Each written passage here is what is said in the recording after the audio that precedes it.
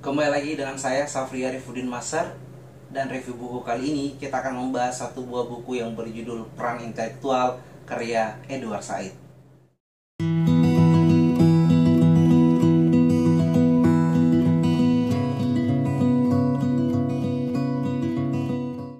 Buku Peran Intelektual memiliki judul asli The Representations of the Intellectual, terbit pada tahun 1993 dan dialih bahasakan oleh penerbit Yayasan Obor Indonesia.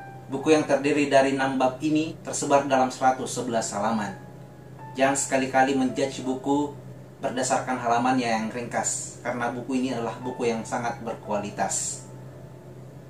Jauh sebelum menulis buku ini, Edward Said terkenal dengan karya magnus opumnya yang berjudul Orientalisme, sebuah buku yang meluluhlantahkan pandangan para orientalis atau mereka yang membaca Timur menggunakan kacamata Barat atau perspektif Barat. Sehingga Edward Said dikatakan sebagai oksidentalis atau oksidentalisme adalah orang-orang yang melihat Barat menggunakan kacamata Timur.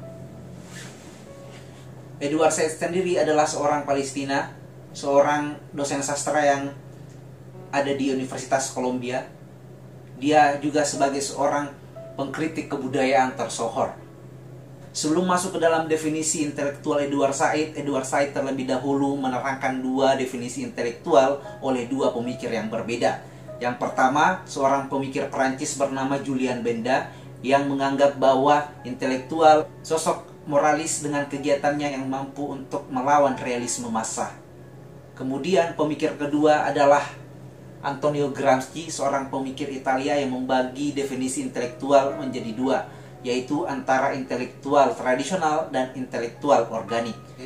Intelektual tradisional seperti guru, dosen, dan sebagainya. Kemudian intelektual organik adalah profesional yang bergerak aktif. Definisi Edward Said sendiri terkait dengan intelektual adalah mereka yang mampu untuk merepresentasikan sebuah pesan dan mengartikulasikan sebuah pandangan sikap serta filosofis untuk membangkitkan daya nalar kritis orang lain.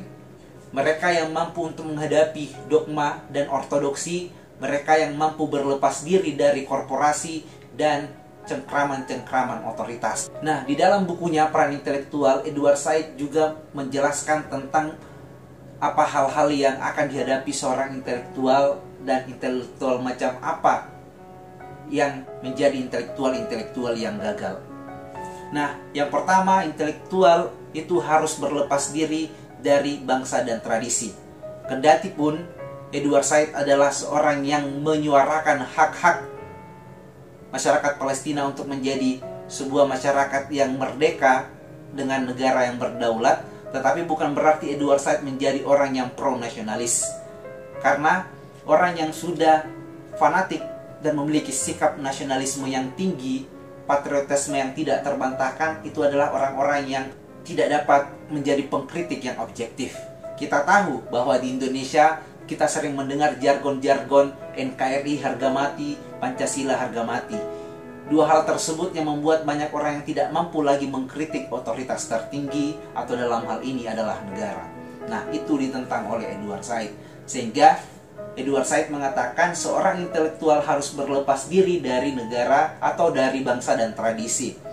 Karena tugas seorang intelektual itu adalah menguniversalkan krisis dan juga merepresentasikan penderitaan kolektif yang darinya penderitaan dapat berasosiasi dengan penderitaan-penderitaan lainnya yang tentu dibingkai dalam satu pandangan humanisme.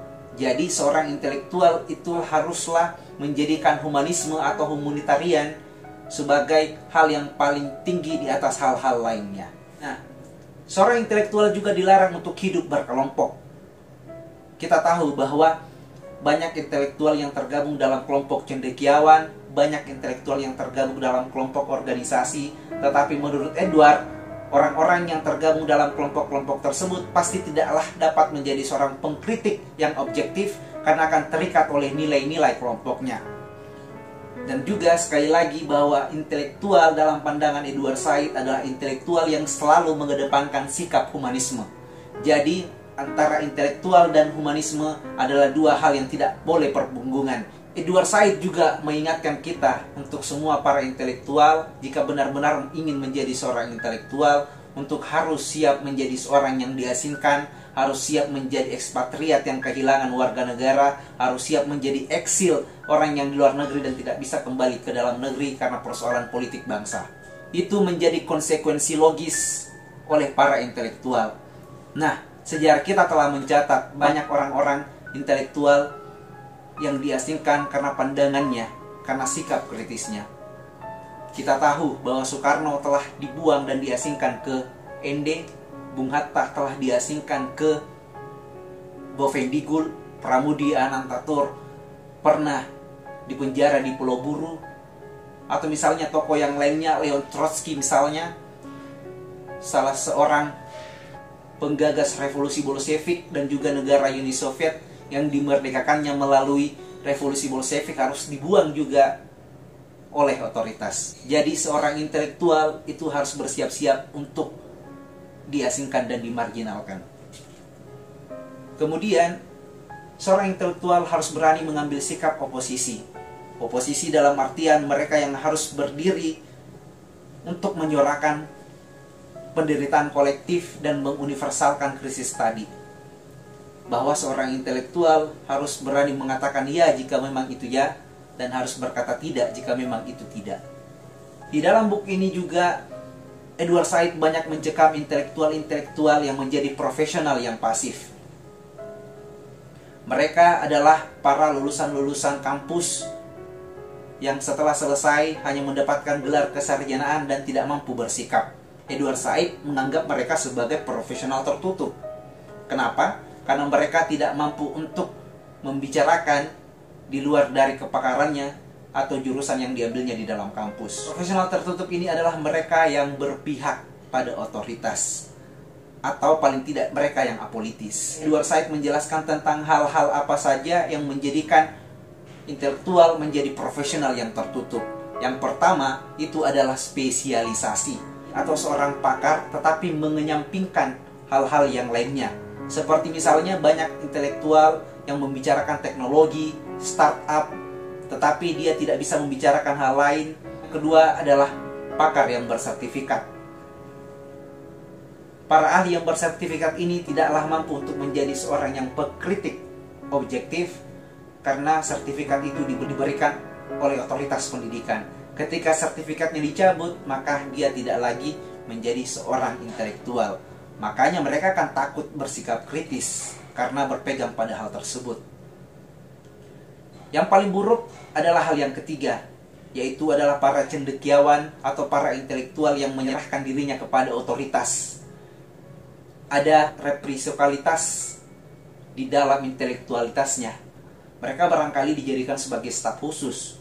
Mereka barangkali diangkat menjadi juru bicara, sehingga sikap-sikap idealismenya untuk mengkritik tidak lagi dapat didengar. Di Indonesia sudah banyak orang-orang seperti itu. Ada yang dulunya seorang kritikus, seorang mahasiswa yang idealis, tetapi ketika diberikan proyek, idealisnya hilang, lenyap, dan tidak tahu kemana. Ini bukan hal yang baru lagi, dan ini menjadi masalah abadi seorang intelektual. Seharusnya intelektual itu harus bersikap amatir. Amatir yang tidak ditandai sebagai amatiran, atau orang yang tidak tahu apa-apa sama sekali. Tetapi amatir yang dimaksud adalah mereka yang mampu untuk mempertanyakan segala hal, bahkan hal-hal kecil pun, hal-hal elementer yang harus selalu dipertanyakan, karena sebuah kritik itu harus lahir dari pertanyaan. Maka intelektual haruslah menjadi amatir. Atau dalam bahasanya Edward disebut dengan amatirisme, bukan amaterasu. Amaterasu itu jurusnya Sasuke dalam Naruto. Seorang intelektual menurut Edward Said adalah mereka yang mampu mengatakan tidak pada kekuasaan. Sehingga Edward Said mencekam para intelektual yang tidak mampu bersikap. Mereka yang berdiri di tengah tetapi tidak mampu untuk menyuarakan yang benar kendati mereka tahu. Juga seharusnya intelektual itu menyampaikan kebenaran pada otoritas dengan altruistik, tanpa meminta imbalan apapun. Ada juga intelektual yang apolitis, takut bersikap kontroversial karena takut kehilangan gelar intelektualnya. Biasanya ini adalah para cendekiawan-cendekiawan yang ada di kampus yang mendapatkan gelar kehormatan, gelar guru besar dari otoritas tinggi pendidikan atau otoritas tertinggi pemerintah. Mereka tentu tidak akan lagi bersikap kritis karena sudah mendapatkan penghormatan dan penghargaan. Penghargaan itu bukan sekadar plakat dan piagam. Kadangkala penghargaan disertai dengan uang. Tetapi banyak intelektual kita yang ada di Indonesia ini itu menolak penghargaan. Dalam kancah sastra dan kebudayaan misalnya, Seno Gumira Aji Dharma pernah menolak Bakri Award. Dan yang terbaru adalah Eka Kurniawan pernah menolak gelar kehormatan di bidang kesusastraan dan kebudayaan kalau saya tidak salah yang diberikan oleh pemerintah. Dua contoh tadi seharusnya bisa dijadikan pijakan untuk menjadi seorang intelektual yang idealis. Pada bagian terakhir, Edward Said berbicara tentang dewa-dewa yang gagal. Dewa-dewa yang gagal yang dimaksud adalah hal-hal yang dapat menghilangkan independensi seorang intelektual. Dewa-dewa itu bisa saja adalah dogma agama, bisa saja adalah ortodoksi, atau bisa saja adalah kekuasaan. Jika hal-hal tersebut dapat menghilangkan independensi seorang intelektual, maka itulah yang disebut dengan dewa-dewa yang gagal. Nah, itulah penjelasan ringkas dari buku Edward Said, Peran Intelektual. Apa yang bisa kita petik dari buku tersebut adalah seharusnya intelektual mampu untuk menjadi seorang yang kritis dan menyuarakan kebenaran di garis tak berpihak. Tidak berpihak bukan berarti tidak memiliki keberpihakan ideologis dan agama atau keyakinan tertentu, tetapi lebih kepada menyuarakan yang mana hak dan yang mana batil tanpa takut dengan akibat-akibat yang akan didapatkannya. Banyak intelektual yang memperlihatkan bagaimana mereka menjadi intelektual yang sebenarnya sebagaimana intelektual yang diinginkan oleh Edward Said. Jadi kebenaran adalah sesuatu yang harus disampaikan, meskipun kita tahu dengannya kita akan menjadi orang paling sendirian. Jadi kalau Anda sudah berani untuk menyampaikan kritik dan tidak takut untuk kehilangan apapun, selamat datang di jalan sunyi seorang intelektual. Sampai jumpa di video berikutnya.